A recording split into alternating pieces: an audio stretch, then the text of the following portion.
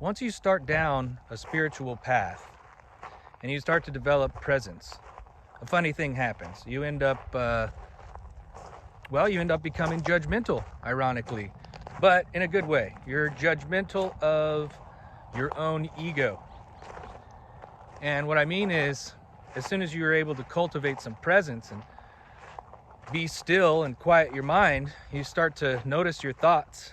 And there's a little bit of space between you and your thoughts, which allows for judgment, allows you to judge your own thoughts.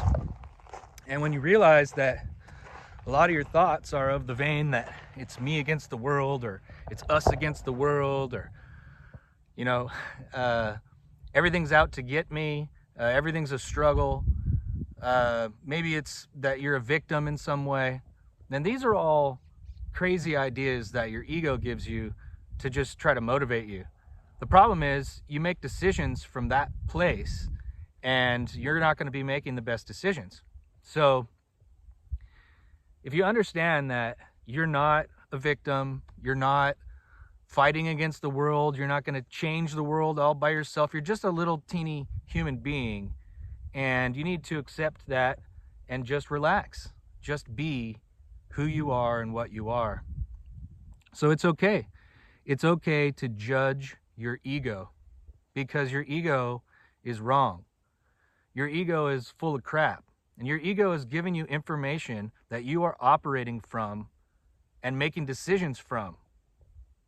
You don't want to be making decisions that are based on information that your ego fed to you, because your ego is fragile and it's scared of everything.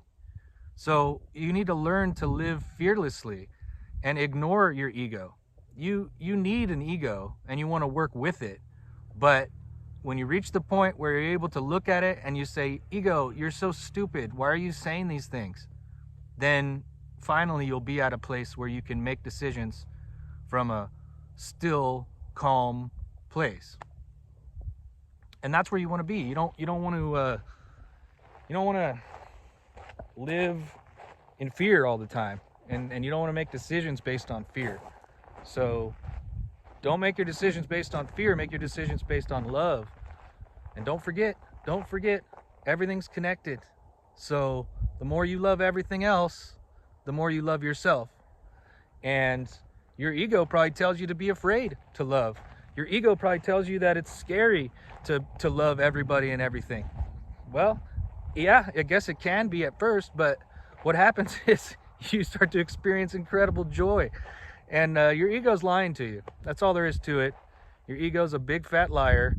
You need to call it out, judge it, tell it it's a scared little whatever it is. It's a scared little brat. It's a scared little, I didn't get my way, I'm a victim, I need to be in charge. It's silly. You're just a little person and you need to behave accordingly.